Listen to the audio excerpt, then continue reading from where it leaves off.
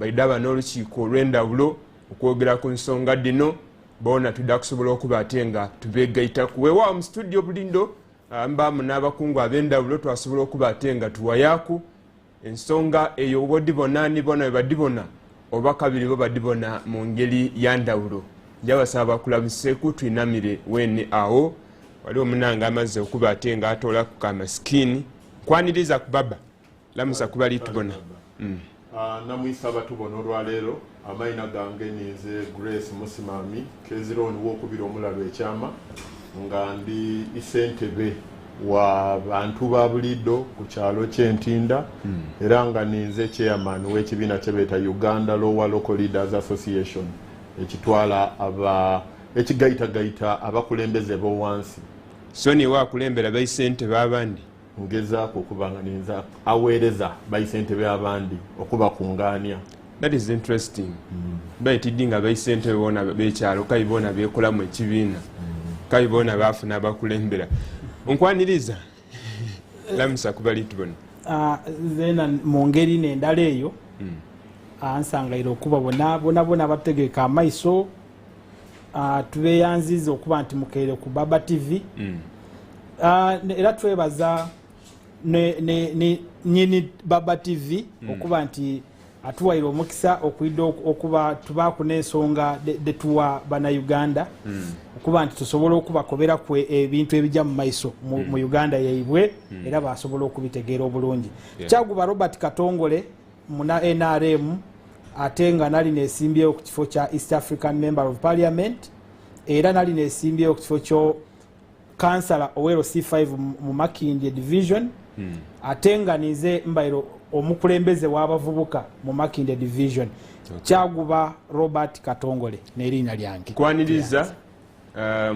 mwami Robert omunakibiina kya NRM tudda kuba ate nga twegeetibwako abandi ku bakungu mulala poliisi ne gavumenti gwe yatumana n'atukobera nti ono ne yali omutujju so kwolwo omutujju mwene yafa twamaliza nga abantu abandi basitaasiibwa ova abantu nga 37 bavaamu nga balamu bulungi baasi yali eri kwolekera ebitundu bya Ishaka ng'eri ku Kampala Masaka highway so poliisi yona awoneka akolawo okunoonyereza wiiki etambwire nga etambwire mu bunkenke ne mu kibuga eky'e Kampala wano poliisi buli bali kugyetanga awandi babeere basuubire kiveera nga kiri mu bipampa poliisi yazinzeeku awo ssaawa namba ng'eri kwekebedda waire abandi bantu bamaze baseka ino bati kuba kwegendereza totwala nsonga ddala kwerinda granted so twale tukaali awo obwire obukesiza olunaku lwene luno olwaleero mu disitulikiti y'e Nakaseke Semuto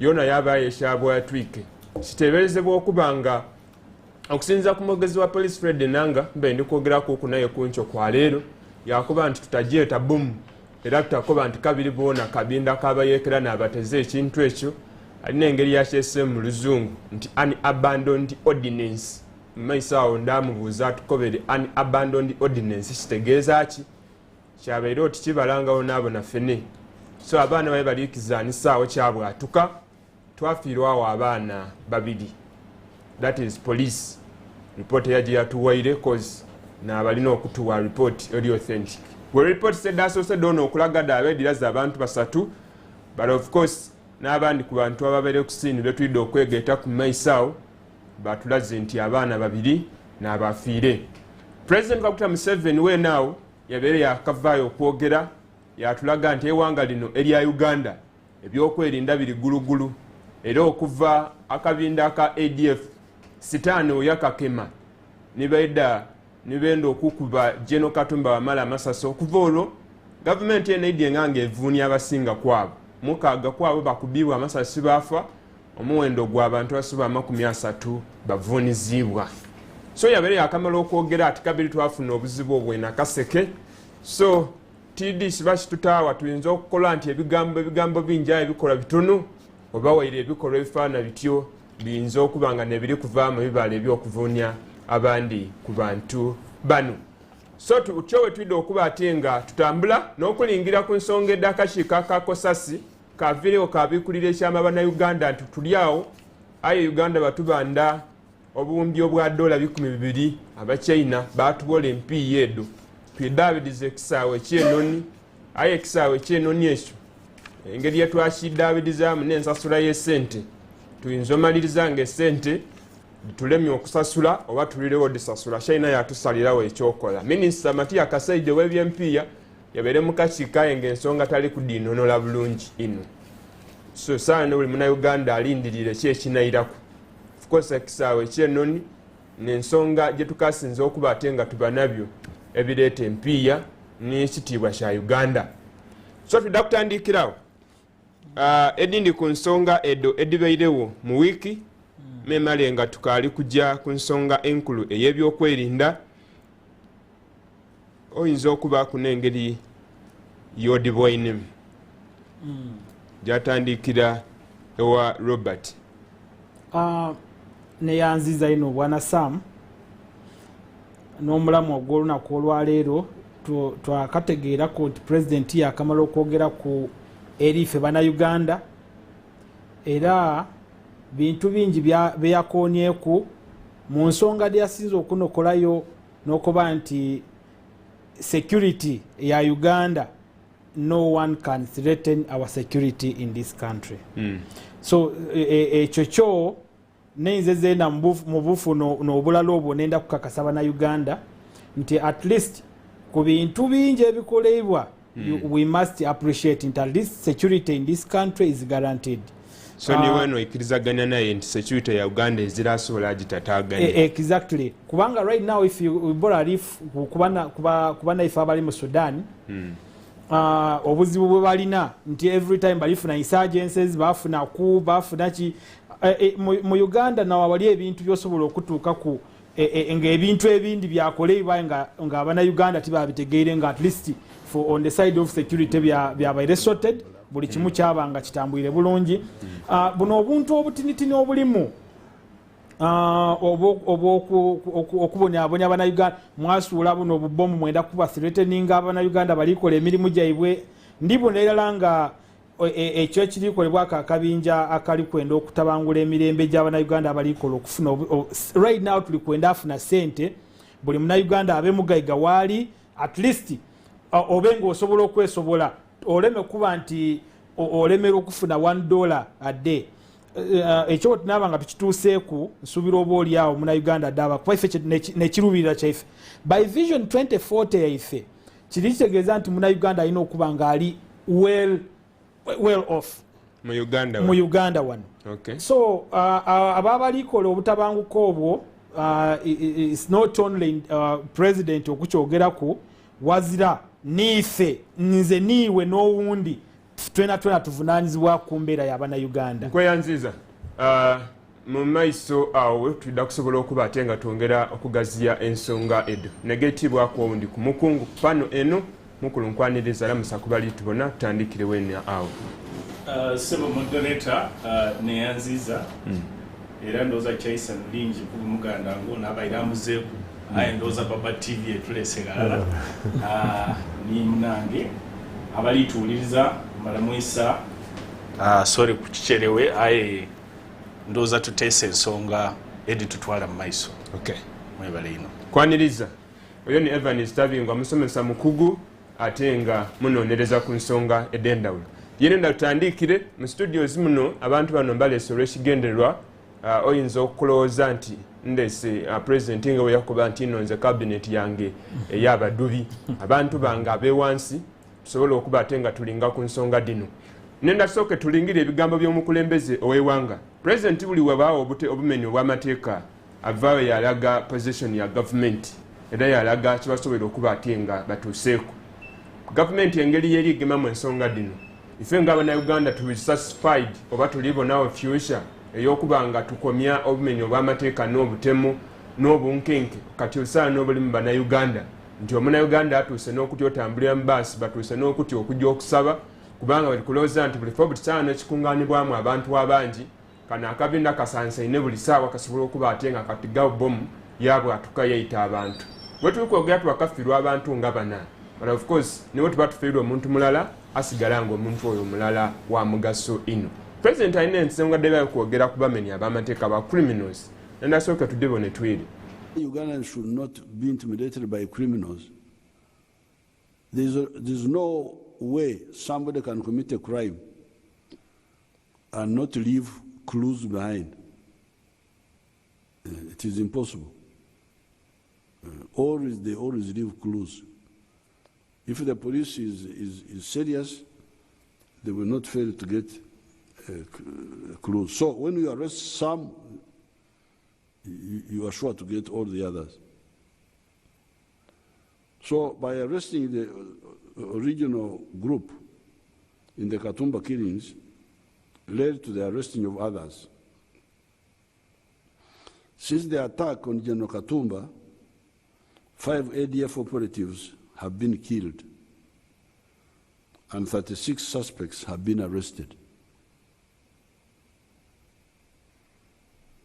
Those killed are Nsubuga Hamidu, this is the one who was killed the other day, Rubama Hussein, also known as Master, he was calling himself Master, that he is master of killing people.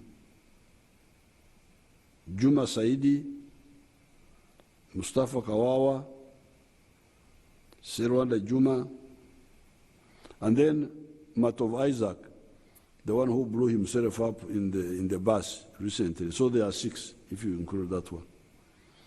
These are all from the same group. The one which attacked Katumba and went to Paderi to blow up the funeral of Lokech. They are the same group.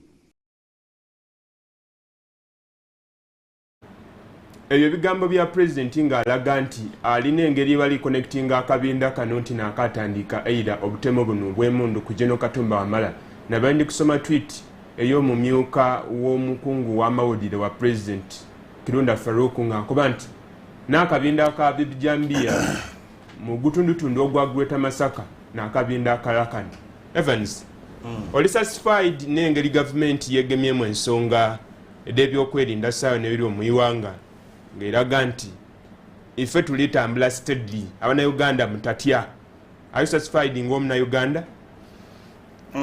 Tisobola kuba ndi satisfied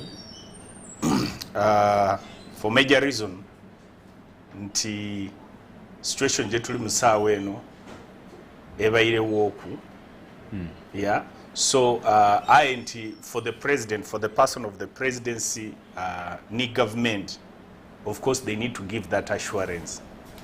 I can subirenti from the way I perceive ekyo kye balina okulembeza measures taken by government okunonereza where this problem is coming from. Olikitegeera kuba by the time we have nobunkenke here yesterday nabalende kuva Buziga driving bakuba nti kabiri yawo ku American embassy there is this, certainly there is something off. Okay? So ekikulu kiri nti we have to go to the bottom of the matter tutegeere nti scientifically tusobola eliminating all those assertions. Yeah, if we say for example nti ba ADF, is it true that they are the ones? If we say nti it's because of internal political whatever, is it true that they are the one? Then what do we need to do? So mpera anolwisi okoba bukobe nti like the whatever the president usually uses nti maybe these pigs we shall again defeat them. I think nsonga nkulu ino ng'Abannayuganda tusobola okutegeera nti lwaki ebintu bino biri kurikaringa. Yeah, the last one we had with Honorable Katumba, it was they tried actually on his life. Somebody lost his life. An army general was going to die, he will be buried today. So it's not an easy thing. Tulina okunonereza what is happening. Ate almost abantu abali suspects in that whatever bakola ki, they were apprehended and killed. So which means nti chebeta mulo the mensria, the reason why people are doing that kiba kikali kuba curbed. So within this short of period of time okuba n'ensonga daakika ekyo okuba nga diri ku appearinga, it's certainly a worrying act. Kyaba nga kyetaaga okunonereza okutegeera nti obuzibu no buli kuvaaga kuba last time idukira nti we had assertions ebijambiya. We know very well there was a connection to politics initially. but you can see that the wind is changing.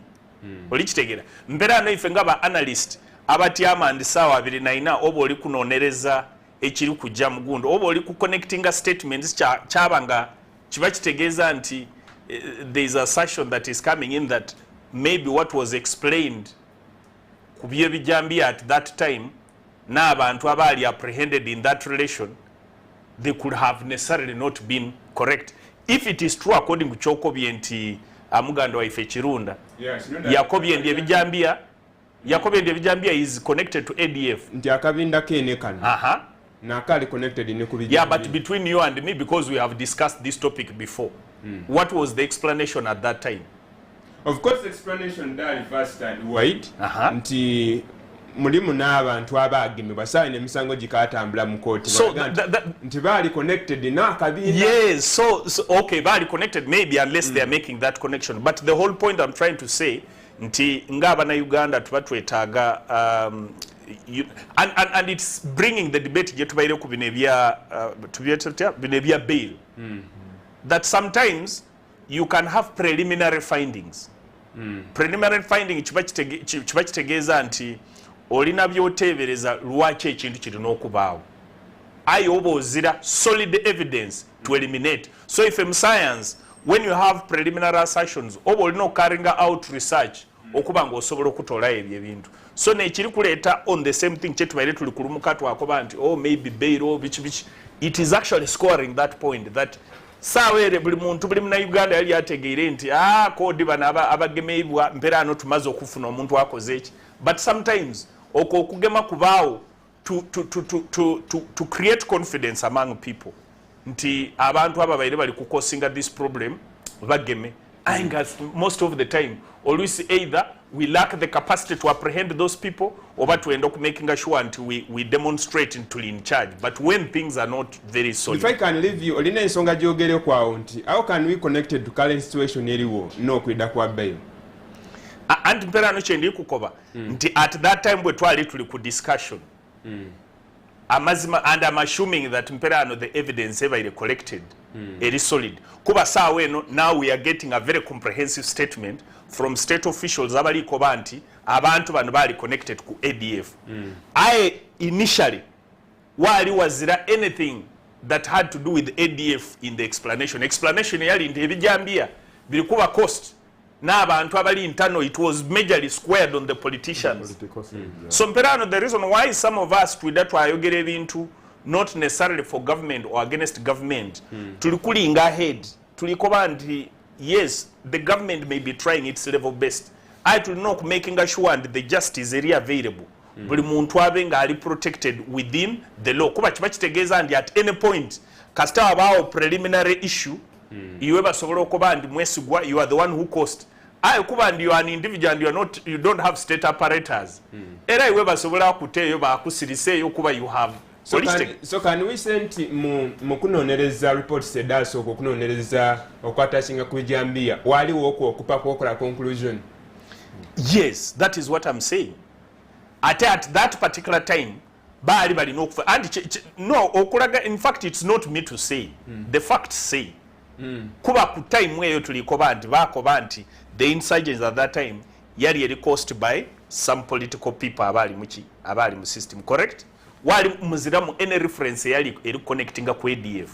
So mperano if by now tulikoba nti whatever that happened now they are bringing in another attachment ku ADF chiba kitegeeza nti either banonereza and which is okay because it means that they're actually just acknowledging that now we have carried out more research and we find much as we imagined nti bano bonkana abali involved there is ADF aye nga kiri kuwereza ekifaanani nti still mulimu abantu abali apprehended at that time with no full solid information. Kale yes ndija omulamu katono dakika ebula 24 tukusawa 8 edokuncho wenaba ngandize ndija kuira nakulira baisente be muiwanga lino eri Uganda balona abakulembeza abo kubyalo abatandikwa ku security era abati amyange enchike ebyalo bategeera engeri eyobuyo kwerindamu ensonga eno balijibona batya babatola ko obuyinza obabone emundu badiza kwigombolo latavaawo tulikwira.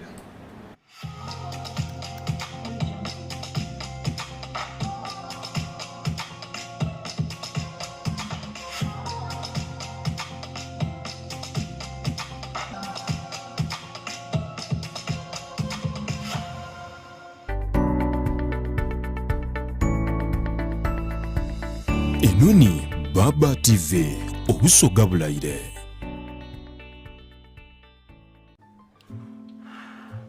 So, it's just the two of us. Can't beat this. Beat this? Oh, hey. You can't beat the Champions League, Europa League, La Liga, Serie A, and the Premier League. All 380 matches of it, with its own dedicated Super Sport channel, Maji.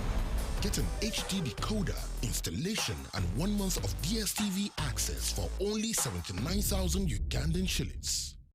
nga tugoberera ensoma ey'amasomero aga secondary ago wansi omuko gwe12 the Directorate of Industrial Training yaweebwa olukusa olw'okutaawa omutendera ku masomo 8 aga pre-vocational era ng'omusomi ayikirizibwa okulondako omulimu mulala gwe yeesiimiire wansi w'enkola ya agriculture, art and design, performing art, physical education, technology and design, nutrition ne technology, ICT ne entrepreneurship era ng'omusomi ayida kwetegerezebwa akakasibwe ne Directorate of Industrial Training DIT okusomesa okw'engeri eno n'okwetegerezebwa kigendereirwamu nti abasomi bagondera ebiragiro n'ebyetaago mu nsi eby'okukola oba enkozesa ku mirimu egyogeirwako. Emitendera gino giriwo era ng'osobola okugifuna singa oba ng'okyalira omutimbagano ogwa DIT ku www.dit.ug.org. DIT yakakasibwa ISO era nga namba yaayo eya ISO eri 9.2.2.5 certificate namba yaayo eya ISO eri UG 228A okumana ebisingawo ku noti na ndala 4 ndala 256 oba ku noti 75 DIT, promote employable skills. Getting GoTV was the best decision James has ever made. Finding a good place to watch football was never easy, but it was costly. Until James discovered something big. Now he can finally enjoy the benefits of homegrown advantage with a decoder and 1 month of GoTV value. For just 25,000 shillings, enjoy the world's biggest leagues and cap competitions. GoTV Uganda, love it. Ntuto ogusooka kati ntwala gwakubi. Yesem. Bw'olaba nsituddeko ng'obikka empewo teyonoona langi. Bikka empewo eyonoona langi, bikka empewo gy'eva, empewo eyonoona langi, bannange birangi nabyo. Gwe waguze byaki? Ebiriyo katale. Langi ntuufu gy'eri. Muve ku birangi. Tukozesa Hidaka mujembalage. Kankwanjulire Hidaka Paint etagenda kujuza wadde okweraliikiriza. Bakoledde langi mbika eby'enjawulo omuli weatherguard, silk vinyl, undercoat, texture paste, multi-motion ne primer. Balina langi esiigibwa wabweru w'ekizimbe ne munda. Hidaka Paint, paint with love. Ekyaleetera kwini wange okwesanjukira, ekyaleetera babebi bange okubanga beeyagala, emifaliso gya Rosicom kwetusula ne tuloota ebirungi. Roscom kweneebaka nange nenatawula tonga bunyuma. Emifaliso gya Rosform ne Rospring mattresses mirungi ate nga miwangaazi. Gyakolebwa n'obukugu obw'enjawulo okukuuma famire yo. Waliwo egy'abato, abavubuka, abakulu n'abalumu emigongo. Okwebaka obulungi, Rosform ky'ekyokuddamu. Rosform, ensi y'ebirooto ebirungi.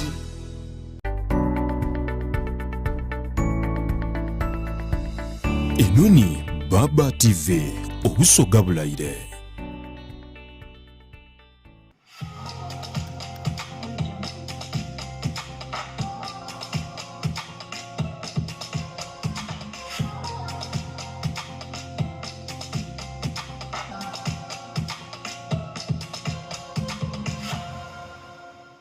Okay, nkwaniriza iwe wakatwegeta ku Baba TV yobashe bazinga program kanso yefe ninze Samuel Mwesigwa sabu mukitundu kyaffe ekyokubiri mu ssaawa esooka mu studio zino namu abakungu ab'endawulo.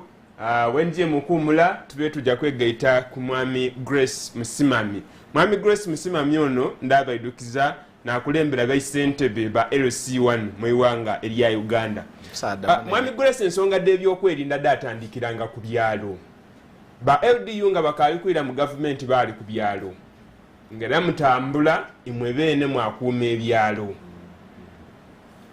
Obukulembeze nebyokwenda ku byalo tandikirawo saawa nobudi butya. Webale ino n'abali ku mukutu kwa Baba olwaleero.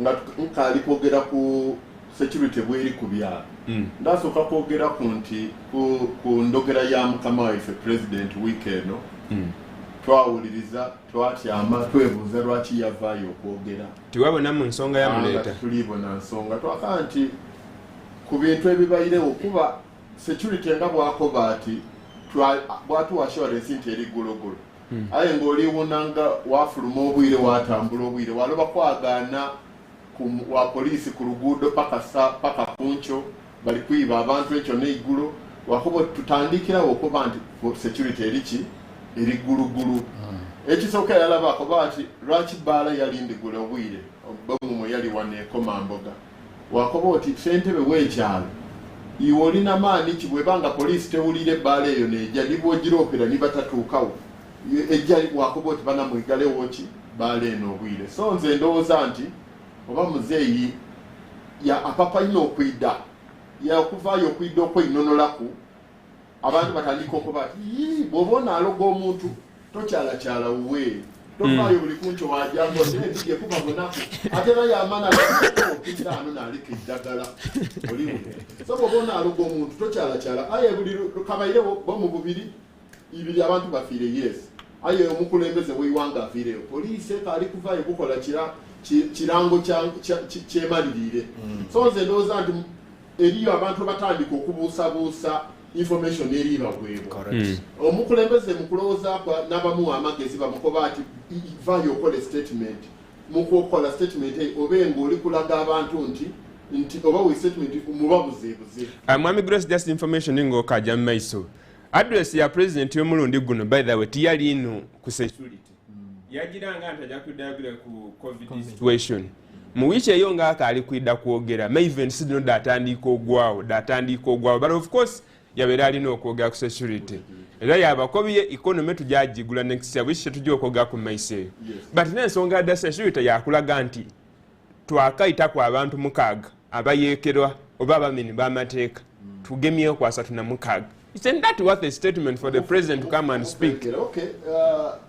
ekyo ndikiriza nti era yakola ki nti yayinonola bulungi aye kabiri wawulira omukulembeze mwenu aliko ati there is no trace in there is no way a criminal activity can happen without a trace if police is serious kitegeeza ati if police meaning nti mwene yena abuusabuusa mu polisi yetagikakasa kimala ati if police is serious omukulembeze bwobanga okakasa systems oyemeraako boti police is serious aye ekyo tulive ku mukulembeze twogere ku byalo kiri kitya wansi eno amazima gene mwami mwesigwa ndakobera nti ku byalo ezira security emala enemo mwawanika twawanika baida abantu muzaabuze ebiseera ebyo akati muwandiika abaana baimwe tuba training etwaye mundu baire ku byalo nalino lwakati twidi baana baife gye babatwala mwali muli bawandiisa nga bali kujjamu tulijja kuba nibeero diyu ku byalo abalime ati buli kyalo kigabaku n'emundu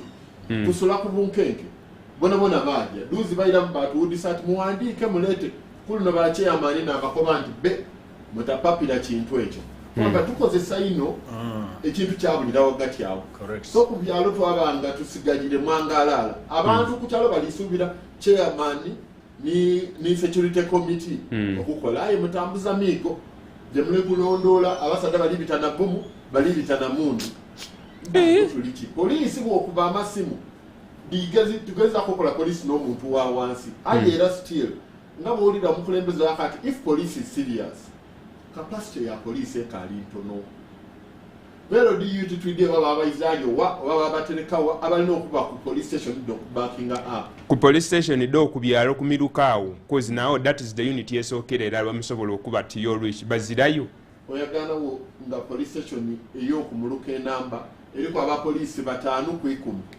10 fully registered aye nga balikuuma abantu 15 ku 200 waliwo gap y'amaanyi awo tujje mpola mwami Grace I believe nti nga LC system ya LC mwakolanga enkiiko mwateranga atyamya nkiiko dino ku Sunday mutyamya enkiiko mwategeera abantu abali kwidda ku kyalo bafaanana batya obuli abasenze bafaanana batya yani asengwika okuva eno okweireere ye abantu abo bakola mirimu ki enteekateeka edo mukadikola cause that is the shoot wetandika kutegeera abantu abali mu kitundu kyaffe ni baani omusoga akoba ati akutwala emisana akutwala obwire omusiima bukeire abantu tubamana ate bona bona yebakuwa kuno ebyo yaida bakati era tukakola tuba ne meeting twaba n'abantu nti buli aida ku kyalo lino mu registeringa wa muwandika ekyo kikoba buli sente bintu omana abantu bo ayi abantu bano ebaida bwe batenduka sera tomana bwasituka nakati njalumuka muku nosituka bwire kumugema obukiiko bukola ayi era nga bwenkobye nti nibwolimana abantu bwe 10 ku 10 bemana of course tulina okutandikawo system ya mayumba 10 nti amayumba 10 galina engeri gyegakola ki butena kuli nekyatuyamba ne whatsapp nti okoba wano waliwo omwibi wano mbana ndiwulira ekivuga kuliya embwa diri kuboigola aye nga omuntu gabwe nkoye tuwandiika abantu mwabamana abantu baida mu kitundu omuntu oyo balandira oti kibenda kutwala bantu wa chairman kuba batudulwisa ino system endiriwo didulwisa ino chairman we wansi yetagibwa nga akalulu kaliwo so buti system edo tidigana bantu kutwala bantu wa chairman tugeziza ku muganda wange batudulisiza yo wakawulira omukulembeze ng'ayogera bwakoba ati abantu okutambula RDC nigwende kuwa obuyinza ayi RDC atayide muntu murwaire wa mabunda encho gwanakoba ati ono gwendiwe baluwa aye ngoyo yena chairman gwaya aliko byate ono murwaire aje mu idwaira aye nga tibamulinze kunaire ekyokubiri nga bwenkoko bye nti wawulira nti batutoire ku security ku byalo tibakalifa kubwa chairman ku muntu wa wansi agayitagana n'abantu ba bulido aye ate n'abantu bano babonanga omukulembeze ni government ni local government eri kwogera ku chairman teri mu value ife tunalumuka tutie wa chairman nti gwe tuli kwenda akoleki so ife kyetwefubye kwino n'okugezaako koba nti tulina okwongera okuba police egemagane n'omuntu wa wansi okukolagana ni police in community policing nga capacity ekali ntono aida mwakumisanga migo mwakumisanga busaali n'itooki mwamulikanga muti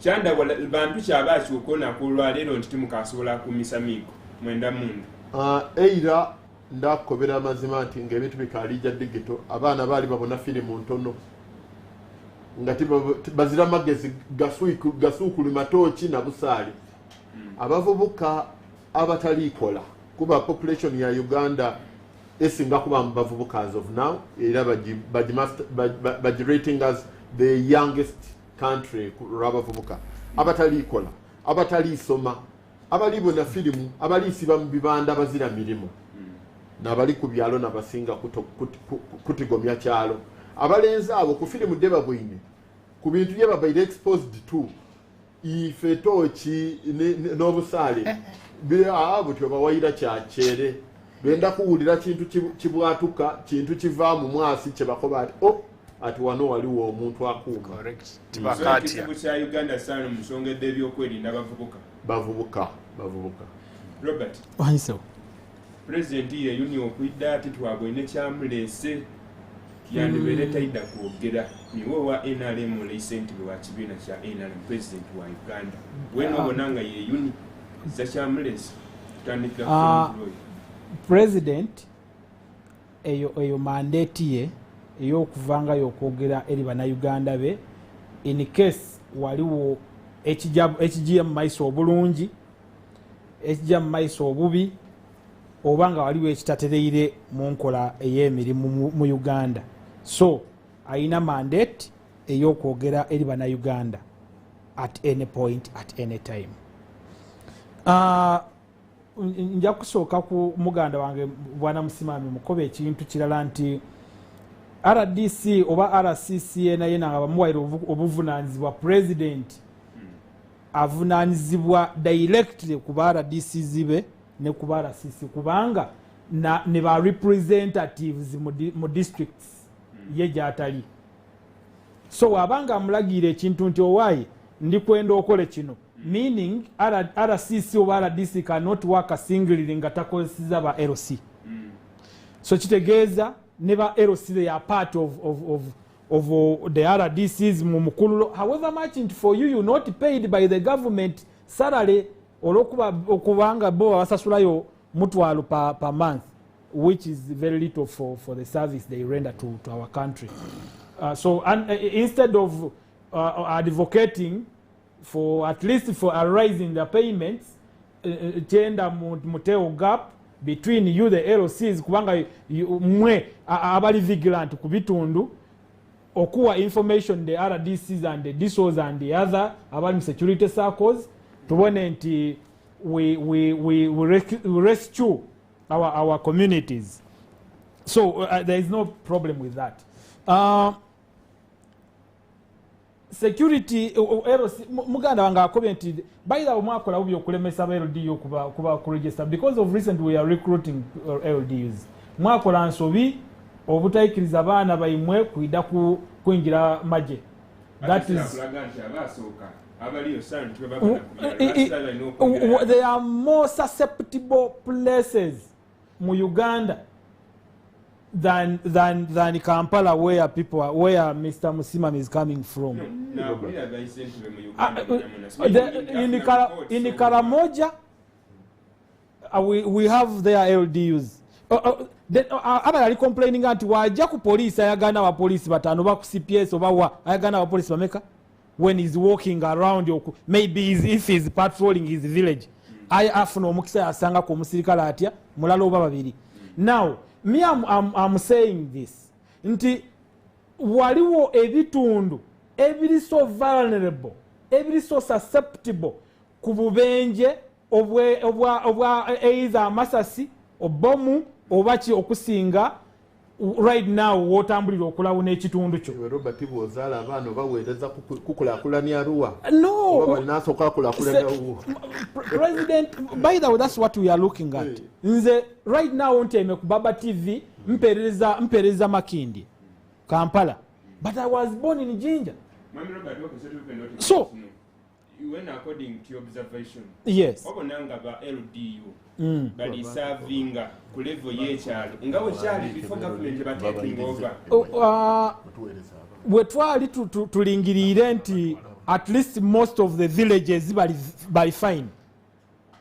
Twakoba nti katusooke twale bana abaana for further training. As we recruit more, baliwo banaba nga video after training kuje tuli kwenda ababe ku mutendero ogwo, because our army mu Uganda ne, by the way, in East Africa na abakasinze okuba ne discipline kubanga twataawo embere yokuba nti we are recruiting police, we are recruiting army, we are recruiting LDU nga buli omu alina nketwe mwetaagaku okwingira army and bayamba okutuweereza abaana abo. Kati ffe kyetuliikoba nti tibaidde ku kitundu wooli kuba tolimbona nti ono ni Musimami ali kuume wange, but they on villages, they on villages era balikola emirimu. However nze nkobedde more prone villages okusinga right now de tulina in Kampala, because at least woba oli kutambula ku Kampala osobola okwagana abasirikale abataano ababiri than some places where we need emergencies. Ngomba ku nsonga eyo ebyalo ngako Mamboga, it is a level of a village. Yes. N'ebintu ebiri kugwa mu incident Sydney. Tusobola okubuuza bayisentebe ab'ebyalo b'ebyalo ebyo nti bakulembeze ab'ebyokwerinda okuli ba LD babawaire ku report ku bintu bino, either nti waliwo kireti efaananyi tuba kino nekyabero nga tukalifuna national policing eyogere kwevu tutegere nti the places are covered with the security at a local point.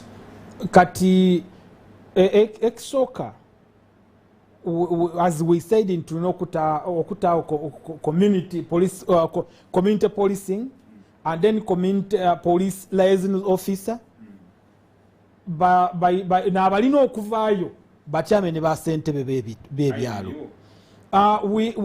We have the police liaison officers abajja mu bitundu okufuna information. However, ekintu ekibanga kide kya game offside ng'oli unaware, there are things that you first what yamakuba, how come that this happened? Then you first sit internally before okuvisitinga abali ku kyalo kubanga oyinza okuba mukawa ajja ku kitundu nga they are not ready to receive you kati we musooka ni mutyama ni musooka ni mwesetting I think you can find out you can get a solution eri better kati muganda wange bwana Evans ayina ebintu byayogeire ku ADF ADF okuyita mu Uganda tebabuuka nanoni kuva nti either they are coming from Congo baide baje bagwa bugwe Entebbe they start terrorizing people they have connections and these connections they balikozesa and remember the whole world is governed by politics so walizira kyojja kutoola mu kintu n'okuba nti wano politics taida akola waa nesente doli kuingiza mu isa there is politics in that money so how did you disassociate our ADF politics of you cannot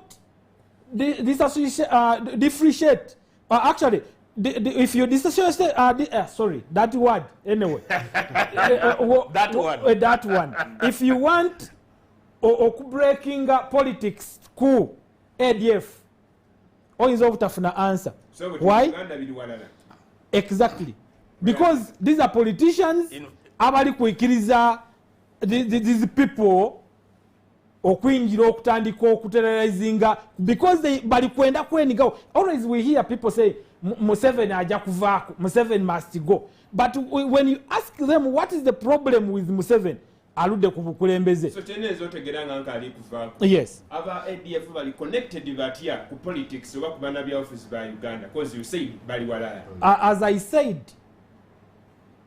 politics is governing the whole world abalikola emundu they are manufacturing guns to help politicians abali kujja mu Russia okutabangula emirembe because they want the president the prime minister of Russia or the president of Russia to leave the position bo bafuna owundi abali tabangula emirembe mu Sudan they are doing it kubanga they are politicians era bayina ekintu bo kyebalingirire nti in Uganda abali tabangula emirembe mu Uganda is because they are looking at the president nti alwire ku bukulembeze bwa Uganda and that's the main reason yes n'abano abavugana ni President Museveni oba n'abantu abenda okwenda obuyinza nga tebali mu Uganda tewaza muntu ayenda buyinza nga tali mu Uganda asobola okuva Kenya eda afuga Uganda so do you want to tell us into opposition egemagana n'aba ADF exactly thank you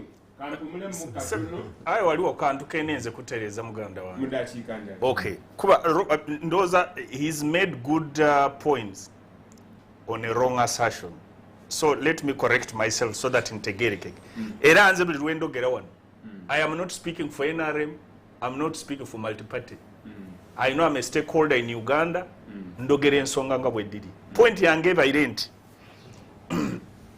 ndi omulundi ogwasooka twafuna statement eyava mu government nti ab'ebidambiya baali because of some political whatevers baali okay nga opposition nga bwakubi correct ayo kusaawa eyo ekya ADF tikyafuluma ku mulundi guno tufunie position nti aba ADF bakoze eki and for me I am not here either to assert or deny ndi kuanalyzing a statement kiringa bwojja mu court of law yes baleeta gundi so ndi kuanalyzing so I don't know whether it's opposition I don't know whether it's ADF ebibye ayo okusinzira ku statements edagebwa ate ng'omuntu yajja ku isomero yasoma ate muna scientist ndi wano ndiko bandi statement eyasooka yali nti it was opposition yaba nga kuluno maybe bongeire okuba nga bakoze okukola ekyo okunonereza okumala so when I connect the two statements no muvire statement nti ekitegeeza nti as they made the statement the first time baali bakaali kufuna ekifaananyi ekikola ki ekimala aye ekyo kyona nayongera ku nti kiba kitegeeza ono omwami chairman kyakobye n'okupapa okuvaayo okukola statement oba okupapa okuvaayo okugema abantu nga ensonga ekaali kola ki ekaali kuvaayo mu bwiddu buvaayo and for me I'm not denying also ogwange tiri ku discussing whether it is wrong for the president to look for whatever awo nkaali kutuukawo.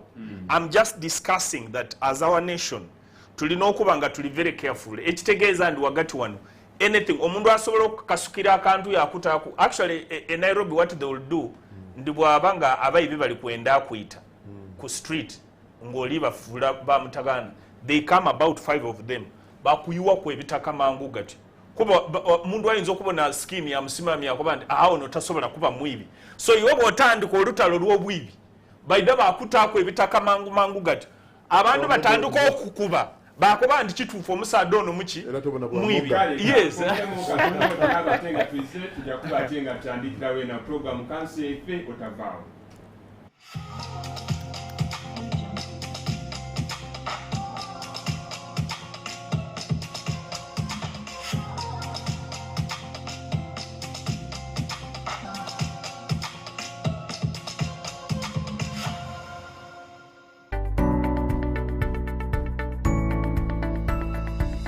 Enoni Baba TV obusoga bulayire.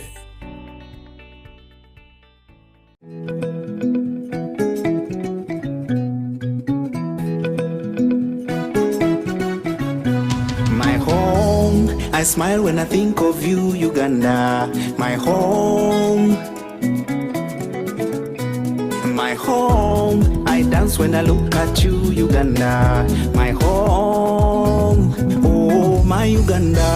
I know with you I'll always stay forever. I know, because I feel that we belong together. My home, under the sun so bright, under the moon at night, on my heart, mommy, oh my Uganda. Hey, mama. My Uganda. My Uganda. My Uganda.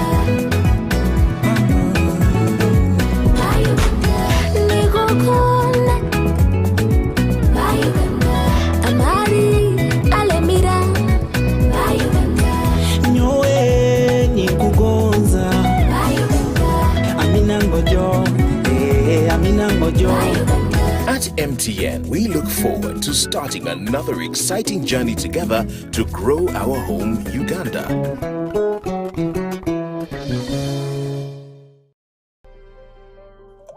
Today, we can't trust sources of water anymore. Confidence has gone due to human activities. The same human activities introduce well-mechanized machines which purify water. I bring to you Nile Purified Drinking Water, deep from underground, tasty, well-purified and confidently packaged. Nile Purified Drinking Water. Let's drink the new. For bookings, call 075 47 47 727. Nile Purified Drinking Water. Refreshingly pure. Wafuna chogero habo omusawo w'ensusu bannange kululiyanga buladozi eya chogero nempona pimpo balina chogero habo sabuni ne body lotioni mu karoti ne strawberry aloe vera wawano kati sweet kamuli kantale kuliddeyo giraiseri nekapode oilo kalabye okoleka sikini nyabula. Sanyusa family yo ngokosa Chogero Habo products omuli Chogero Habo jelly, Chogero Habo soap, better body oil, natural cream ne lotions mubika nga carrot, strawberry, aloe vera, glycerin ne shampoo. Chogero Habo jelly ali mu bipimo okuva ku grams 25 paka ku grams 5. Chogero Habo products bisangibwa mu maduuka ne supermarket wonna mu ggwanga ate nga bikozesebwa omukulu n'omuto. Nyirira nga bw'ojjanjaba endwadde z'ensusu ne Chogero Habo products.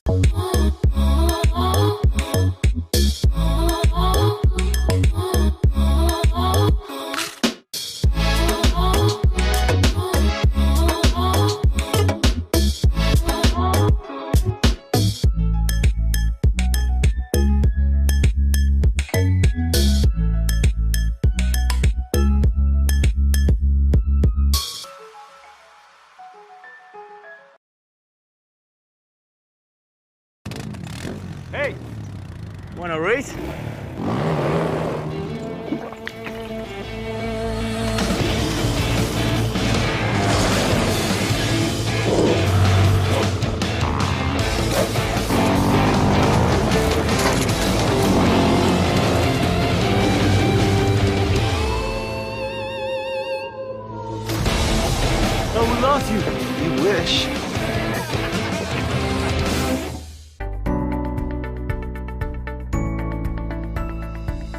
Enoni Baba TV obusoga bulayire.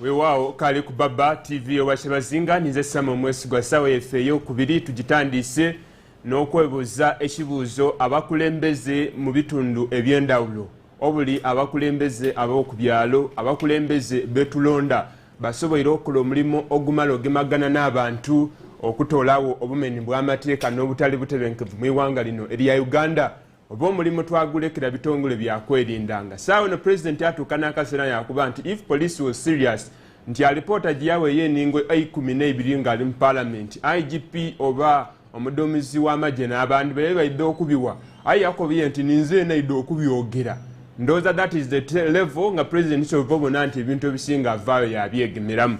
Mwami Musimami, do you think abakulembeze ku levels edd'endawulo ensonga edigema ku bantu baibwe baditwaire nga nkulu eno waire nga tulese ensonga bino eyabomu dino events didi enganga inumeyo ng'abantu balinga eno ku bitongole byakwerinda byonka? How can we sort out that?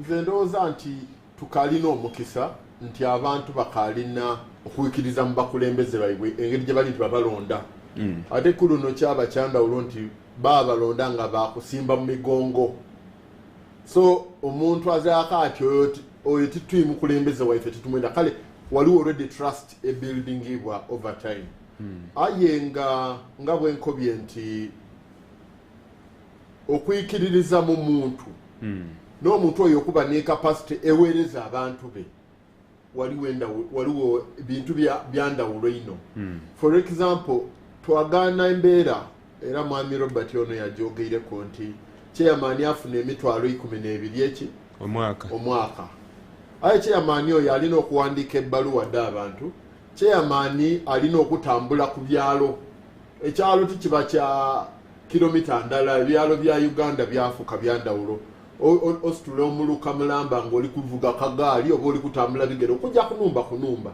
so obuweereza bw'abachairman bwabanga bugemeibwamu aye ngate okwikiriza kwa abantu eri ba chairman kubaawo so twasigalira kuba babbaluwa twasigalira kuba kutyamya kyetweta community justice clinics si wayeta kooti ya byalo kutyama mu nsonga aye nga okuba nti obuweereza obwali baire nga chairman bwaba abantu be bukabula muku reasons being nti the facilitation yakoma wagati awo watuka kansala 2 kansala 3 kansala nga bo balina emisala aye nga tibali kutuuka mu abantu babaide aye bona bebatuuka nga oba waliwo program da government ngene yaduzi gye batutomeze ya mama nabbanja gye yali ali kugaba kasente babatomeze baba nkuwayire kinkulekere ki nimo mwawandiisa abantu baba ekyo kyondikiriza wawandiika ekyalo kyavaako abantu 6 abali vulnerable balonda ku list eina dowataireyo abantu basatu baba wako emitwalo 10 representative wakuba aye bakozesa criteria kyokulondamu kale twalowooza ku nti ndowooza buti bachairman mwabanga abantu babatwire mu trust wakati timwatuwandiika timwawaayo maina mwalonda mu bulonda aye nga mukoze ki so nze ndowooza nti waliwo systems batukozesa ino ani abalemesizza okukola abaki ekibalemesa okukola buti ekitulemesa okukola tukola eza kyetutaliikola aye enkola ife tesobola kutuuka ale ekitulemesa ekisooka kiba nti nga confidence ya government mu kutwikiriza okola then okwidanga obwidde nga babagwireku bakati ba chairman twenda muwandiika abalwaire ba covid twenda mukoba abantu baje bakufune vaccine aye ngere muliwulira nti eri allowance y'okutambula kuba nze chairman ndajja kunumba y'omuduka nti bana mutambule ojelo wandiika abantu 10 aye nga niwe frontline worker ali kweta muki mu mbeere aye nga wazira tibabaweereza mask dakwesiba mask eddaiddaku daidaluti mwaka ogwo eddasooka edda naitiro mba bodi badikali awo tuzanga koze kalala ko maizaku mwayo za maizaku tetuliko bantu government tekoze kuba government ekoze ebintu bingi era nga twikiriza nti erigezako okola ebintu bya wansi aye there is no bottom top approach kweyanziza it is a top bottom approach Evans enuma parliament yaita minister w'ebyokwerinda ya mukuna ku nsonga dino minister yava mu parliament nga baba kati bali satisfied ku report ngole balisooka mbuza bya bijambiya ni insecurity yaliwo ngebya bomu bikali tandika ng'omuna Uganda era nga omuna science anonereza ku nsonga wabona nga abakulembeze betulonda ku levels eddendawulo bali involved mu kuyamba okumalawo obutali butebenkevu mu Uganda. Ekisooka sebo waliwo bagundi ndikwenda kutumira ba Wanyama Pastor Wanyama ne group batyaime somewhere bali wa ku Baba TV Pastor Wanyama tubalamuyisa nze ndowooza nti nga tukalina kujjawo mu specific nga ndi kurelatinga ku nsonga omwami ono dayogerako waliwo engeri yetu managing ebintu by accident tutye nti obuzibu the major problem eri wano mu iwanga n'obuzibu first of all obutaba in touch n'ekiri kujja mu maiso ayogere ku kyana banja nali ku mukutu guno n'ayogera ensonga eno akobera under complexities oidi mpera ano waliwo the way the world is growing very fast n'ebintu okubaawo bingi waliwo enkola empya akadde tuyingiza okusobola okuba ng'osobola okubona ebyo ebintu wasobola okubimanaginga. The president genuinely and he believes, by the way, not that yena mwene he believes aenge ekizibu nze mba ndi kibona. He also believes he's trying to do the best. The modern management system ekamulemye tali kugitegeera nti neeri musumbua. President Edi kizibu weshiri. No, he what I am saying aligezaako okola ndowooza asobeirwa what to do. Kuba ne ba member of parliament ba ministers bona tibaidi kuba twali wano ng'ensonga ya Nabanja nakobera nti method yakozesebwa the PM yali eri kuja kufailinga. Wasn't I on this platform and I gave you the reasons olichibona era still kuba waliwo mperano some problems edetaga like technical input okukuba ekifaananyi ekyo okukola the complexity system okuanalyzinga before you engage mperano wano omundu ati amaano nga bwenti aime because I have authority ninza asalawo ku kino nati amana asalawo then ajja okunonereza engeri okugemaganya ebyo ebintu wajja okwagana nga systems donna tukontagaine ekintu kyo kyonna kiviire omuntu yebuuza nti honestly was this a decision made by somebody mperano ng'ensonga ya security owulire nga ndi kukoba nti mu law mulina ekintu waliwo ekintu kyebeeta mainstream nti omusango omuntu bw'aba ayise muntu you don't only concentrate ku muntu ayitibwa era ne bwojja mu kooti balina okunoonya nti omuntu ono abaire n'obuntu bwakoze before obulaga lwaki abaire ali kwenda kuyita muntu. The reason why they put that n'okumakinga sure nti bapanishinga tibapanishinga okuyita bapanishinga actually baligezaako okutoolawo ekyo ekyakoze omuntu okuyita. That's how the court works. So we don't concentrate nti omuntu afiire nti yes omuntu bw'amala okufa lwaki omuntu ono bamwise bajja bakoba nti abo abaire bali kuyomba ebya family eddo statistics batolayo bapanishinga ekyo lwa nsonga kiba kitegeeza nti oba otandika okutegeera nti abantu bali kutemula abakazi mu maka era next time tuyinza okuba nikino bataawo punishment esobola okukola ki mpera n'olwaleero bw'oba oli kubona mu security system de tuli kwogeraku tuyidda twayogera bwogere tulinga abali kugezaako okuzuya ne statement de tuli kufuna diringa da akumakinga sure nti tulijja kimaliriza tulijja kimaliriza obuzibu buno buli kuvaaga bweba ndi politics tukoze tutya okumakinga sure nti this political unrest ekoze eki eviirewo oli kitegeera mperano bwe tuba ndi tulini communication gye tulikola maybe ife abali mu power twogera tutya okumakinga sure nti ono atali mu power still tumuweereza chance y'okumakinga sure nti yena awulira nti akoze ekyo kuba some of the statements owulira wakoba nti abantu bano tebali in touch with reality kuba if you are talking about insecurity security can only be there because people bali ku certain level of satisfaction ne bwaba nga ali ere nga tali mu kintu oli kitegeera asobola okuba yakuba nti muna batukuba akalulu tuikirize tulinde ku but when you see abantu nga bajja mpera ano bwolira nga statement ne ndiri kuvanga mu ba Besigye now we don't trust what is going to happen mu kalulu. Those statements are also not easy. Disobola okuva mu unrest efa. Kiba kitegeeza nti waliwo abantu mpera n'abatuuse ku level abaliko banti number 1 system eriwo tesobola atwikiriza okuba ni chance okuparticipatinga mu bukulembezi. Number 2 kiba kitegeeza nti waliwo abantu abaliko banti now that oba kiba kiritegeeza nti statements ediri kuva mu bali mu buyinza diri kulaga nti we don't have a chance. Oba waliwo statements eda arrogance ediri kuva mu kulembeze ediraga nti if already ekintu twamala okifuna and please keep your distance. Oba kiri kulaga nti ku point ya succession eri kufukanga debate kiba kitegeeza nti waliwo mperana abantu abamalirivu okukoba nti iwe nobona endo otya ife twakola iki. So kyetuliko nti donor statements ediva ku side both of government tiliko ndi ndukwakira kya Besigye kuba kyona also constitutionally kiri dangerous. Oli kitegeera kuba once you start making those statements and you have leadership that is in place mperana obo oliko nti we cannot trust the voting system. But also kiba kitegeeza nti the government in place n'abakulembeze to be careful n'ebigambo byetufulumya. You are NRM, you are in power, tegeera nti so many people bakali n'ebiwundu still bana Uganda, so you are not going to throw them away. So statements de tukola nga abakulembeze, let us be conscious nti abantu bali n'ebiwundu and we speak to make sure nti we bring these people together. Let's together. But finally ku statement jokobye eya bakulembeze actually twabaire tuli kumukutu mulala ni Honorable Mwiru, and I'm not speaking for him because he's in multi-party.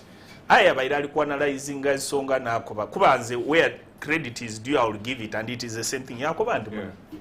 The major problem if tubaire ku parliament, the truth is that Uganda tulikuta abantu in wrong places.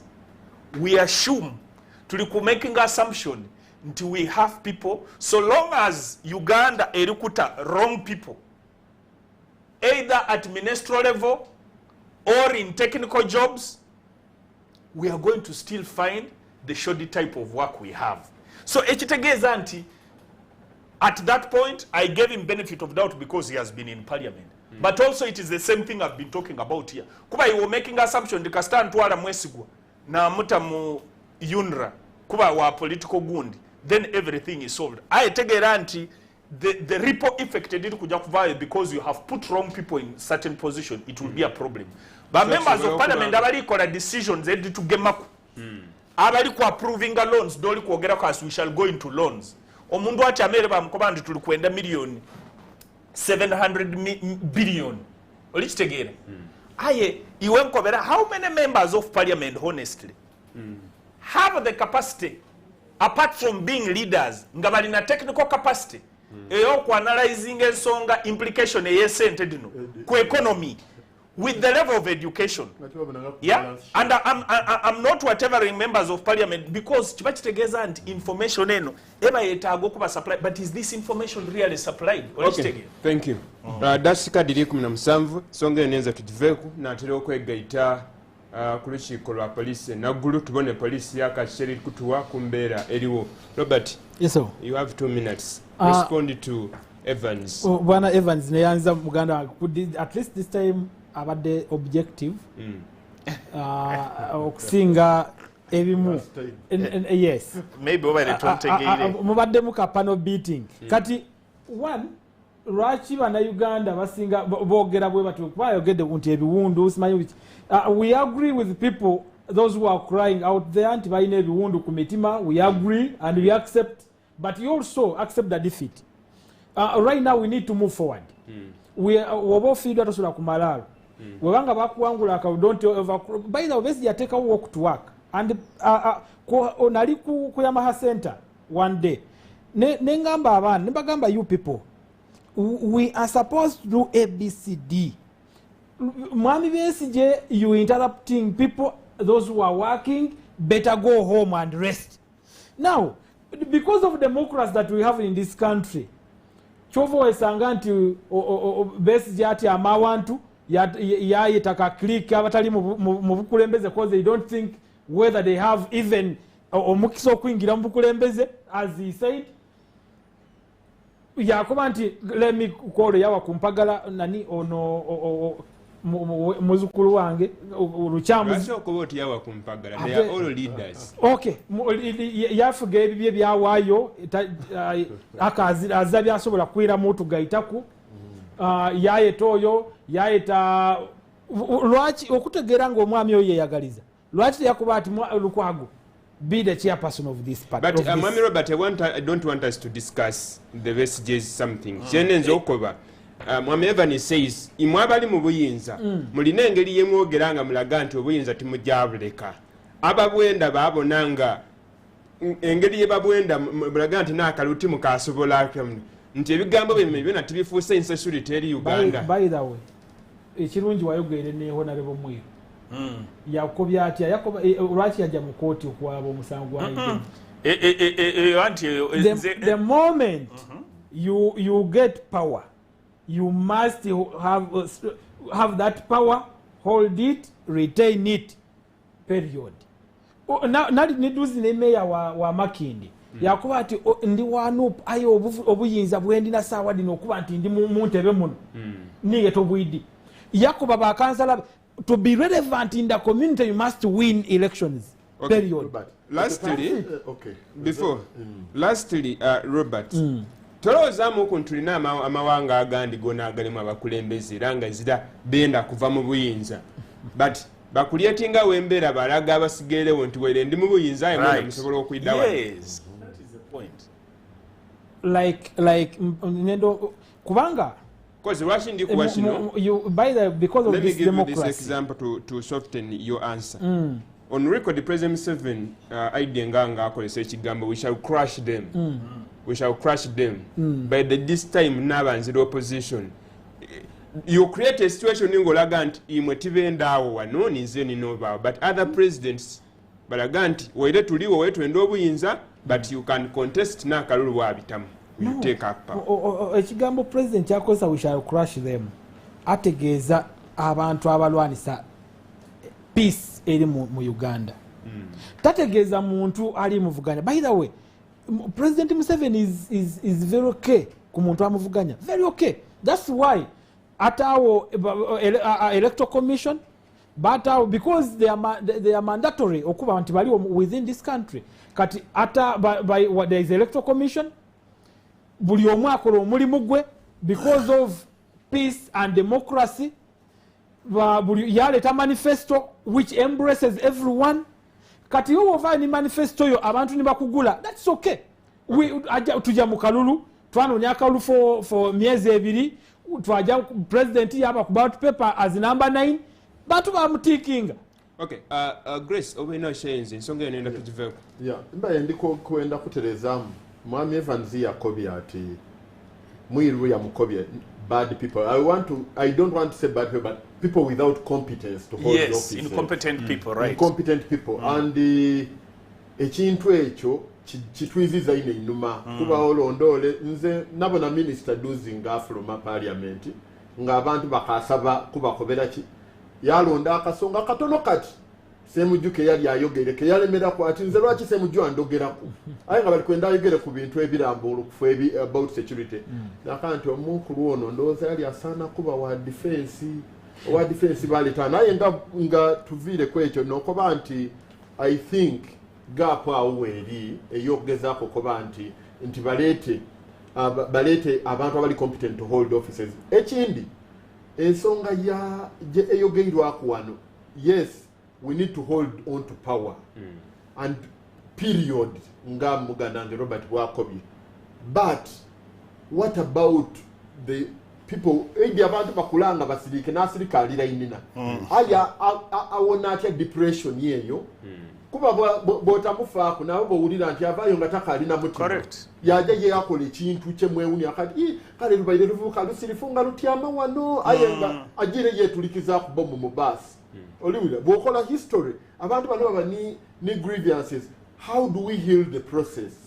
Can we create government? Yes, mulikogera nti bw'ojja mu gavumenti edindi buli president ayenda, but still ojja kweyagana nga there is a level of balance ogezaako okukoba nti opposition togiringirira zi muwali kwawo eyayita inoko yalibaire muwali kwawo ngaaye mukaa nti tufumbire walala okibona kuba yena alina kuki wamuwa hope aye ng'oli mulimbirawo paka bakola ki n'obira ku wamukuba wamuwa hope mwidde mpolapola kuba niwe waigulawo koba tutandika okufumba n'abakazi abandi aye ng'oli mwali tumwayigulawo kyalibaire kitambulire irala kityo calling someone nga ye mwena akuzira kwa I don't think whether you move buli time lwogoba nti let me call Dr. Beste to come back tubone how we can move together. For him is willing okuguguba okulemesa tubalemese gundi engombo yaibwe. Is not willing to move with you to reach to the promised land. Moderator, ndozo olaba Robert bwayogera nakyo kikulaga ekifaananyi where the problem comes from. Kubanga naye tanaba akaali kuyikiriza. Nti still tuba tulina okuwumbawumba. Lwansonga nze analysis abantu ababitamu mu positions n'abantu abagwa mu kalulu right from national mpaka ku kyalo abagwa basinga almost 5 times bwobokoza analysis kuba bwekibandi LC1 kuyinza okuba bakwali ku bantu 10 bwojja ku maybe LC3 so kyendigezaako okukoba nti bana it is also society political responsibility ku bantu ababise mu kalulu okumakinga sure nti the number of people abagwa mu kalulu basinga n'abantu abakola ki so it is deliberate. There is no way you are going to have a stable society by okukoba nti now for me I'm a member of parliament, for me I'm the president, for me nibwa abamusimami for me era musimami bwaba ali kwenda okutambuza ekyalo okuba nga kisobola okuba nga kisigairewo alina okuba magezi engeri yage maganya akuba gundi munaki just no nibwo omwese yaloba akobanga ndi munanze bandi samu ekitibo omuntu oyo yande toli kitegeera. So we must have a deliberate society management gundi eyokumakinga sure nti abantu abagwire oba abantu ababaire nga tibabisemu you don't want to make them to keep on telling them munaiwe nakukuba akaluluiwe because those sentiments. So when we are talking about this insecurity, the president is right. There is nobody who can commit a crime yaba ngatalese or trace. But why is it that those traces abantu abo tibali kuvayo kiba kitegeeza the society n'abantu bene community gye tuli kwogeranga ku nti gundi baba bayidiayo bakobye nti muna iwo bo balubisemu jja mu maiso okoleki. So which means that if you handle these people oda kutola information omuntu amaliza okukola action omuntu yakoba nti gundi oyo twaboinaawo obwire gundi ng'alikola gundi era twategeera omuntu yakoze ekintu. So it does not happen in space. Evans, how can we deal with that community? Because as you said, the community is big. Presidential candidate school no President Museveni wabitamu bali 10 nti the 10 basigala nga bali dissatisfied. Correct. Nti ubababonanga bali bonna nti 2026 naatera otuuka. If the president can show signs nti waire 2026 alituuka ye muzire isubi kugemya ku ntebe yange. Mr. Robert was telling us Vision 2040 of NRM. How can of Uganda? Of Uganda. Of development. Yes. Vision 2040. Yes. Yachi. Of development of this country, to develop the country of Uganda. We looked at what must be done and what should be not done so that we reach. On which people when they on which leadership? Whoever is leading the country. Somebody is how can we deal with that community? And so that's why we are saying it right from my assertion is yesterday who was NRM, we have still some of them who are in opposition. Those who are in the opposition tomorrow, they will become part of NRM. That is how the management should be. Chetuli command the party structures. Erino okutawo deliberate system engeri y'okwizaawo bano abantu together Olichitegeera kuba ne bwobona appointments edaida unfortunately as the cabinet wabona the collusions that we had mu elections da speaker wabona collisions edaliwo edibairewo nga bali kulonda ba members of parliament wali over in some of the sentiments edidie when the cabinet was being appointed abantu abandi basigala nga baliko banti president was very annoyed because of the performance. For example, in Busoga, of course, there have been those sentiments. Abantu bakoba because of the performance. Abantu on the ground, I don't know whether he gets that information. Bakoba nti omusada muna yaniga nti akaruluka akolachi. And of course, it's his prerogative. But also it means that abantu basigale ngabanivu. You don't expect that stability to be there because there are some adjustments. You understand what I mean? Mubuganda wano, you know whatever that happened the way. So, wabao that communication in background, maybe because of ABCD, president has not paid attention to this. And this is the reality. I know reality, nobody is going to come and discuss it here. It is supposed to be the work of the political system, to know that there is a problem. So rather than coming, wakola statements maybe waidano mbuganda wakoba nto and then everybody goes abali ku ground they go and make the whole thing bakoba nti omanyi Buganda tumwatu wakalulu fe tugenda kola kino ne mugende Busoga Busoga mwa votinga bubi era kati fe ekintu twakibajjako mugati. No, you understand what I mean? Those assessments are very very dangerous. Obona ekyo kizibu kye tulina kiri nti tulingirira ino yazaala abaana abangi twerabira nti na Kalembe yalina ku abantu oba mitwalo 10 oba 2 bona balina obulumi twabayo ni candidate ondi alina abantu mitwalo 2 bona balina obulumi tulingirira ono yazaala kumwala kwa ife yazaala abaana abangi gwe tuli focusinga ku no twaleka bali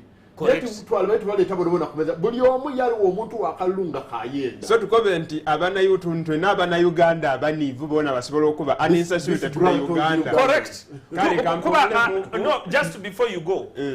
For example, I would ask, much as Tiawereza Kalemba Kalulu, Tiawereza Anyolo Katumba, for me right now, if I was the president, one of the things much as in the Tiawereza Kalemba Kalulu, I when andulirenga president yakoba nti Katumba, omwana ono avire yaline emitawana gyali najo, kanje mwereze whatever job that is there. That is communal strategy. Did you see competence in him as you say the other time?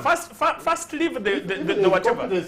By the time he stood, by the time somebody stood here for a good here for a while. Just before Robert you come in. Robert, Jendi Koba, I would expect in the president, kwaba abana ni mpera okay tuleke Katumba, but you saw the level of eloquence eyali mwani Munansi as a female. What you do abantu ngabo otyama in one way of whatever ngemiti majja abantu abandi wakobandi muna Kalembe idda wano iwe tulijja kolagana niwe wali na idea ABCD idonambe mukino wabairole ese policy. That thing the president has been using it previously. Ojo kuba nanga gundi abaira ali kuba kerere ya mukoba anti muna iwe idda tukuyambe obairole kuba kuchindu gundi ido tuyambe kuchiene echo olichitege omundu yatukamule ya sweatinga ekintu kya dema yaba ngali disprove. But now out of all those people chona choba na chali ko banti you people you are on this ida tukolagane kuba that is how you can be able to mend the society. Kali dasika asatu nandala ebulabi na mwenda tuka kusawa omukaga gwokuncha kuona kwolwalero akatwegese ko li ku Baba TV owachibazinga msitundu saife exembayo oidaba wena twegeta ko tukobere ensonga dino dibonotya okuula kubatesa bena mu studio otavaawo ndakwira.